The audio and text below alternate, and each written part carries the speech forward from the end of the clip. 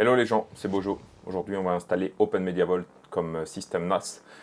Avant j'étais sur TrueNAS, mais j'ai changé. Donc là je vais faire des vidéos sous forme de série où on va expliquer étape par étape comment améliorer et installer ce qu'on a besoin sur son NAS. Là, la première vidéo ça va être l'installation d'OpenMediaVault et aussi la configuration de base. Donc on va mettre en IP statique, on va régler la date et l'heure. On va aussi installer OMV Extra. Voilà, 2-3 trucs, le tableau de bord, et dans la suite on verra comment créer des pools, créer des utilisateurs, installer Docker Compose, installer Portainer et installer différents fichiers XYML pour avoir plus de sécurité sur son NAS si on l'expose sur internet. Allez, c'est parti. Donc moi j'installe là ça en machine virtuelle. Donc là on va installer OpenMediaVault, on le laisse travailler. Alors dans cette machine, dans cette config, juste pour vous donner un ordre d'idée, j'ai installé des disques durs virtuels de 4 Go, 5 x 4 Go pour faire un RAID et 1 x 15 pour le système. Donc on arrive là, on choisit la langue, donc on va mettre français ou anglais ou la langue que vous souhaitez. On choisit France. Ici il nous demande la disposition du clavier, donc on va faire français. On va le laisser travailler. Toutes les parties où ça charge, je les passerai en accéléré, histoire qu'on n'ait pas à perdre du temps sur ça. Et arriver au point essentiel. Ok, donc ici, il va nous demander comment on veut appeler notre NAS. Donc moi, je vais l'appeler NAS virtuel. Comme ça, je le saurai par rapport à mon autre. Parce que du coup, il sera sur le même réseau. Voilà, on fait continuer, on lui demande le domaine. Moi, je vais laisser local, mais vous pouvez l'appeler comme vous voulez, hein, si vous avez un réseau spécifique. Là, il nous demande le mot de passe. Donc ça, c'est le mot de passe qui nous permettra de nous connecter. En SSH, je précise. Celui-là, on pourra le changer aussi. Mais je vais mettre un mot de passe simple. C'est juste histoire de truc. Mettez-en un compliqué, c'est mieux. Hein. Le SSH, c'est une porte ouverte aux pirates. Donc là, il nous dit qu'il a trouvé plusieurs partitions et qu'il va nous demander de sélectionner sur laquelle on va installer le système d'exploitation. Donc là, on voit mes 4 disques, donc mes 6 disques, on va dire. Donc j'ai mes 4 Tera, mon 16 Tera, mon 15 Tera, et voilà. Donc on va prendre le 16 Tera pour le 16 Go, pardon, pour installer le système. Donc je le sélectionne et je fais entrer et je le laisse travailler. Donc les avantages par rapport à TrueNAS que j'ai trouvé, donc c'est déjà beaucoup plus simple d'installer des choses, c'est plus open source. Ben, déjà c'est un Linux, c'est plus facile de l'exposer sur internet si on s'en sert.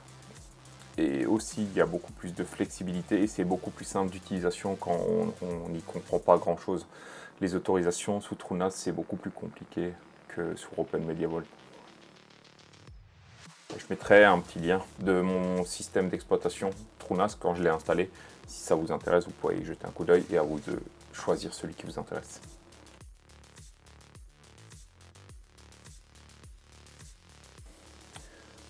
Voilà, donc là on est choisi, on va choisir la gestion des paquets, donc on va prendre la France. Et là il va nous proposer différents endroits où les paquets peuvent être téléchargés. Donc moi je vais prendre celui qui est proche de chez moi, donc Strasbourg. Ici le mandataire, moi je touche pas, je fais juste continuer. Il va télécharger les paquets pour mettre à jour plus ou moins, même s'il y aura encore des mises à jour à mettre.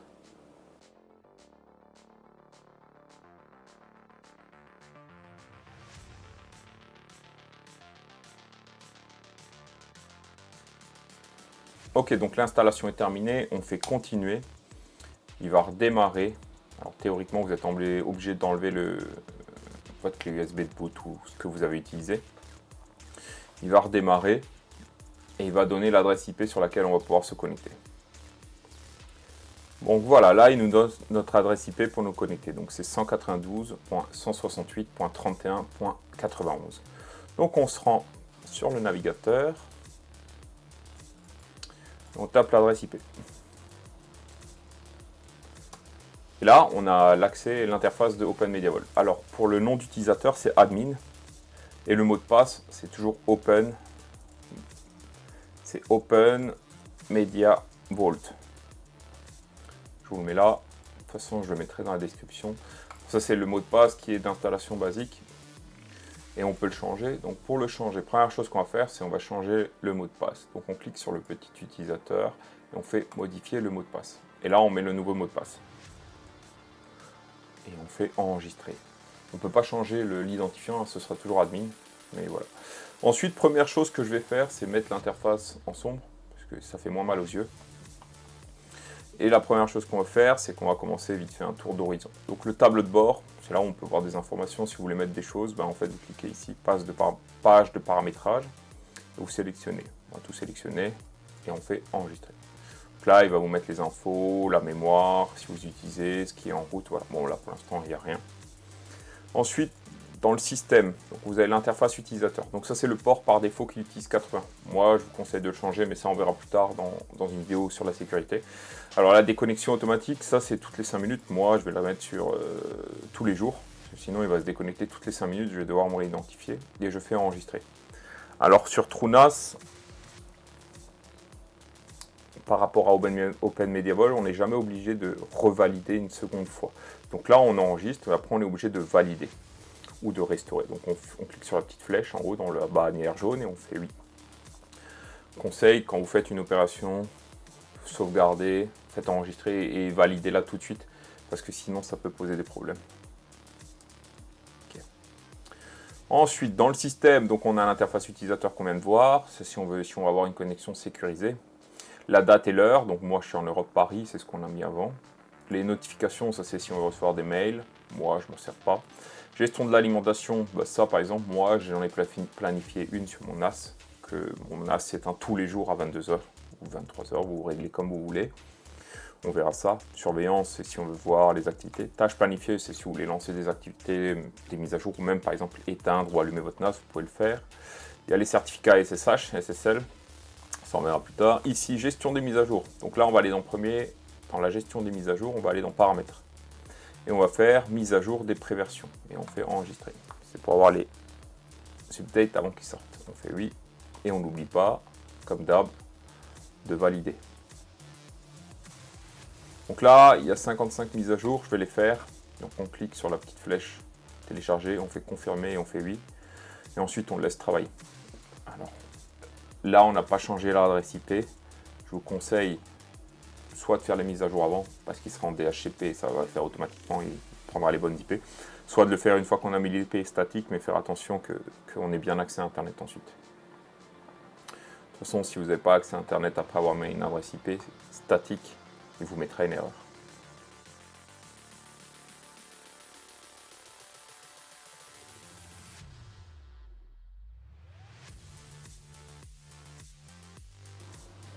Donc là, les mises à jour sont finies, on clique sur fermer et on valide.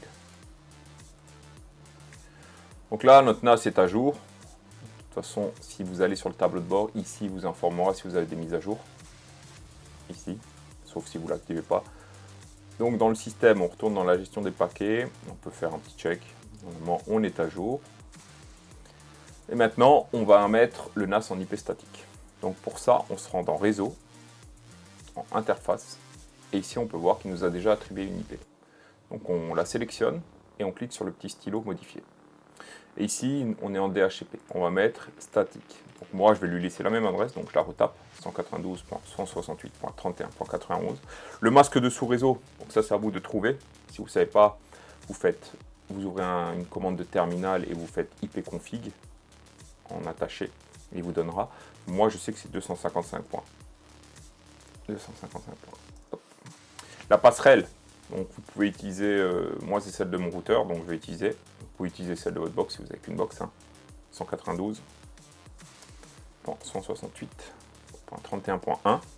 Ensuite, tout en bas ici, dans les paramètres avancés, serveur DNS. Moi je vais utiliser celui de Cloudflare, donc c'est 1.1.1.1. Vous pouvez utiliser celui de Google ou bien le vôtre, c'est à vous de voir, et on fait enregistrer.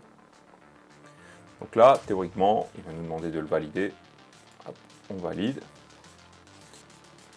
Et donc là, on est en IP statique. Maintenant, on va installer OMV Extra qui permettra d'avoir des extensions qui sont pas disponibles de base, mais qui sont super. Donc pour installer 2-3 trucs, donc on va l'installer en SSH. Je vais vous montrer deux techniques. On va l'installer en SSH, mais on peut l'installer aussi via une tâche planifiée.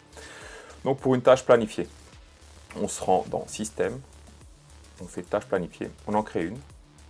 Ici, on fait la date précise, on s'en fout. On va copier le texte, donc je vous le donnerai, c'est ça, et on fait enregistrer. Donc là, on a créé une tâche, on l'enregistre. Et là, on l'exécute, tout simplement. Et donc, de toute façon, si votre IP statique ne marche pas, votre DNS ou votre passerelle ou votre masque de sous-réseau, bah, il ne téléchargera rien. Il va vous mettre tout de suite une erreur et donc ce sera un problème d'IP statique. Donc ça, c'est la façon comment installer OMV Extra avec une tâche planifiée. Donc on fait fermer et là, ensuite, on peut la supprimer. Comme d'hab, on n'oublie pas de valider. Maintenant, je vais vous montrer en SSH. Donc je vais lancer un CMD, une commande terminale. Et ici, je vais taper SSH, espace root, puisqu'on va se connecter avec le root pour l'instant. On fait root @ notre IP. Et on fait entrer. Donc là, il nous demande si on veut mettre une empreinte. Donc c'est un fichier, un texte config qu'il y a dans le truc. On fait yes, on fait Y.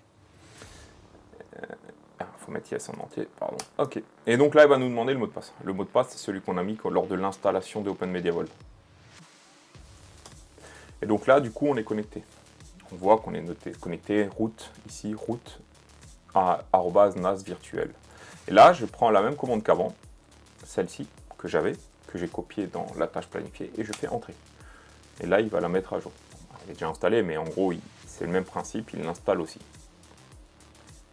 Si vous avez des problèmes, parce qu'il ne vous installe pas, il vous met une erreur, c'est peut-être qu'il faut installer des paquets en plus. Enfin, des paquets, mettre à jour les paquets qui sont déjà installés. Donc pour ça, on peut l'installer avec cette ligne de commande. Donc toujours en SSH, on va attendre que ça se finisse. Donc on va installer celle-là. Sudo apt-get update. On fait ça et on fait entrer. Et avec ça, ensuite vous relancez l'installation de OMV Extra et ça devrait fonctionner. Donc maintenant, là, on voit dans le système, il n'y a pas OMV Extra. Pour le voir apparaître, on actualise la page. Et ici, on peut voir qu'il est installé. Donc, on clique dessus, on fait Docker Repo pour qu'il prenne en compte et on fait enregistrer. Et donc maintenant, si on va dans les extensions, il y aura des extensions qui vont être de OpenMediaVault et d'autres qui seront de OMV Extra. Pardon. Là, on peut voir que c'est OMV Extra.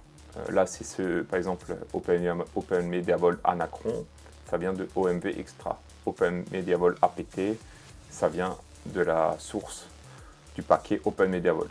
Donc voilà. Donc ça, c'est la première vidéo. Dans la prochaine, on verra comment installer ZFS, parce que moi, c'est ce que j'utilise pour créer mes raids. Et on verra aussi comment créer les pools et les dossiers partagés. Allez, je vous dis à la prochaine. Ciao!